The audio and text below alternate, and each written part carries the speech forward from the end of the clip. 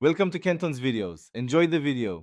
In this video, I will explain how to change your Toyota Camry cabin air filter. First, ensure you have a new cabin air filter and a Phillips head screwdriver ready. This routine maintenance task is crucial for maintaining clean air inside your vehicle. It is generally recommended to replace your cabin air filter every 15,000 to 20,000 miles, or at least once annually, to ensure optimal performance and air quality. Now let's access the filter. Begin by opening your glove box and removing all its contents to avoid any spills. Next, locate the small damper arm on the right side of the glove box. You may need a Phillips screwdriver to remove a single screw securing it. Gently push in on both sides of the glove box to disengage the retaining clips, allowing the entire assembly to lower and expose the filter housing.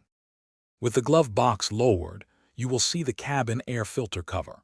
Press the two clips on either side of this cover to release and remove it. Carefully slide out the old filter, noting its condition. Take a moment to clean any accumulated dust or debris from the filter housing using a cloth or a small vacuum. Finally, insert your new cabin air filter, making sure the airflow arrow on the filter points in the correct direction, typically downwards.